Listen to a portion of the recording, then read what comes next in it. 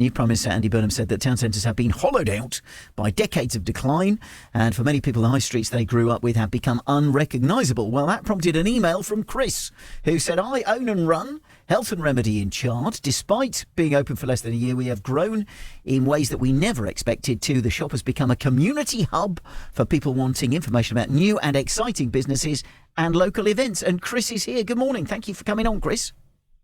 Good morning, Simon. Thank you for having me. So what prompted you to kind of open your shop in Chard in the first place?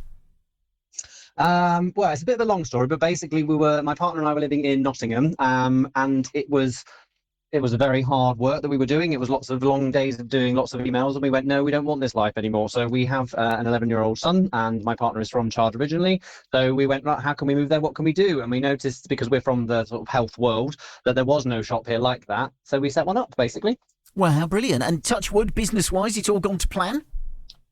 Business is going amazingly. Yeah, as I said in the email, only 11 months in, and honestly, it has grown in ways that we never expected to. The shop itself has grown. So we were originally just 2 areas. We've basically knocked through into the storeroom, so we've now got an even bigger part of the shop. But as you mentioned there about the community, we've really tried to change this. So it's not just people coming in and talking about health. It's a lot more than that. So we started doing these things on Sundays on our social media accounts, where basically we were shouting out about other businesses, just other places that we had visited. So whether it be a restaurant, or whether it be another local shop, or whether it be some kind of activity, and we were just going on and doing 5-star reviews for those businesses and letting other people know why we enjoyed them, and it has really taken off. So since that point, we've now set up a new social media account called Chard Guide, where basically exactly that, we go around and we just say, hey, don't forget these things exist in your local area, and it's going wonderfully.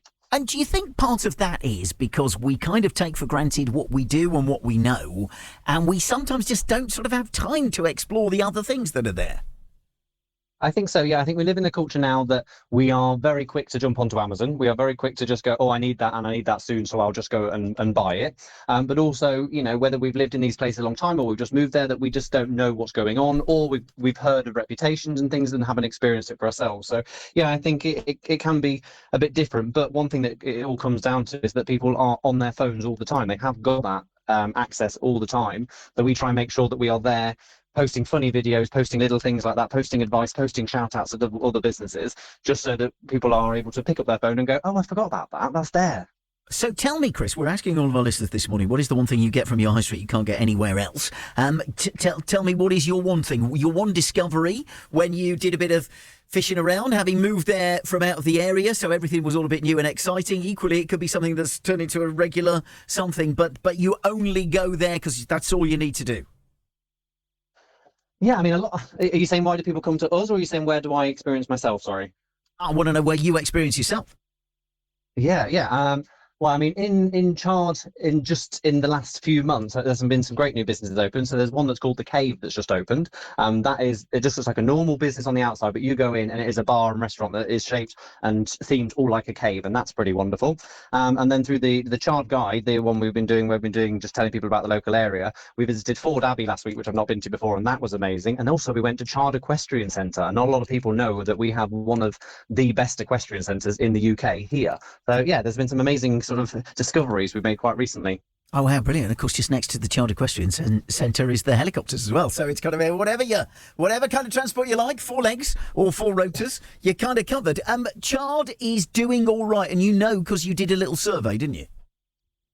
We did, yeah. I mean, so Mary Porter's talks about the kindness economy, and we've sort of tried to bring that into everything that we do, that when customers come into the shop, we're not standing behind the counter and just saying, hello, go and have a look. We meet them, we greet them, we give them a free drink, we give them some of the free samples, and we go and say, what are your thoughts on everything? And it's been really interesting to sort of go and say, what are your thoughts on Chard? And there was a post on a Facebook page recently that simply asked, is Chard dying? And the comments were so overwhelmingly positive towards Chard, and everyone's saying, no, it has really changed in the past year, basically. There have been some amazing new shops and places that have opened on the high street already, but also there's a bit of a change of people's thoughts about it. People are more willing to go out into town rather than jumping on Amazon first thing and going, actually, can I get that in town? And when people come out into town, inevitably they'll get a coffee, or they'll go to a cafe, or they'll visit a few other shops. And so, yeah, it has been a real sort of change of mindset. So, yeah, like you say, just one person doing a nice post about it actually has brought in a lot of interest. Do you think you've been helped by the fact that the weather has been lovely? And I know there are some schools of thought that the weather means people want to stay out of the heat, and so they don't necessarily go to places that are on their doorstep. Equally, they might make the big adventure to the seaside nearby or whatever. But do you think the fact that there's been more of a milling around kind of vibe to this summer has probably helped people kind of discover what is on their doorstep that they pass by but don't necessarily think about? I think yes and no. I think we have certainly seen a lot more customers, and I think we have also seen a massive uptake in sales of certain cold drinks that we have got on. But also similarly, around the 2-3 o'clock really hot points, town is a lot quieter. But again, we are very lucky that we're only 15 minutes away from a beach, so I think there are lots of people that are sort of making the most of that. So yes and no, I think. Well, look, thank you so much for coming on, and it's so lovely when you messaged in, having heard something that we were doing on the radio, to big up where you live, and you know, your move. It's quite a big, scary thing to do, isn't it? To kind of up sticks, change your life completely. But up to now, you happy with your decision? Oh, very much. Yeah, coming 3.5 hours down the country was certainly very scary. But our son has settled into school. We are more than happy in the shop, and Chard has been genuinely wonderful to us, and the people of the surrounding areas have really supported us. So yes, no, we could not be happier with our move. Oh, there you go. Well, lovely to hear from you. Thank you, Cris, for getting in touch with us.